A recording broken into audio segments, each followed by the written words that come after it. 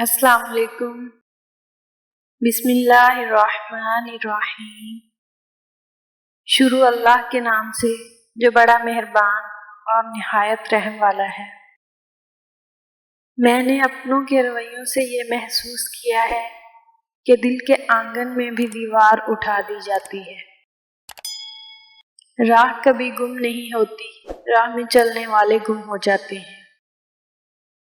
ماں کے بعد دور تک ادھ کھلے دروازوں سے جھانکنے والا اور باپ کے بعد گلے کی نکر تک آپ کو چھوڑنے والا کوئی نہیں ہوتا۔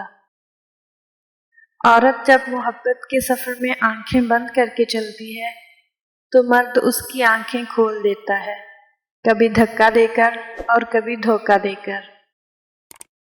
زندگی میں اس قدر تیزی سے آگے بڑھو کہ لوگوں کی برائی کے دھاگے تمہارے پیروں میں آ کر ٹوٹ جائیں۔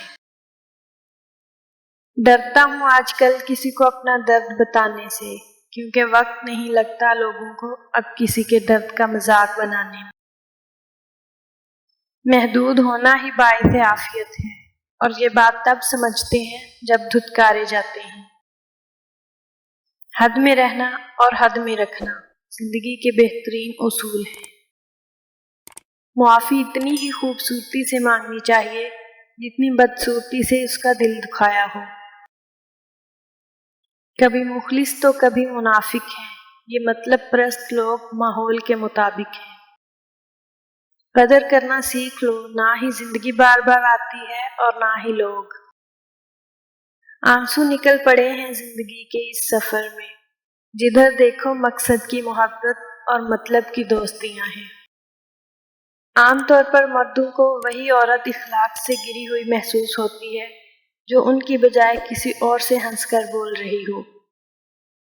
وفا کرو تو دریا کے کنارے اگی ہوئی گھاس کی طرح، جب ڈوبنے والا اسے پکڑتا ہے یا تو وہ اس کو بچا لیتی ہے یا پھر ڈوبنے والے کے ساتھ خود بھی ڈوب جاتی ہے۔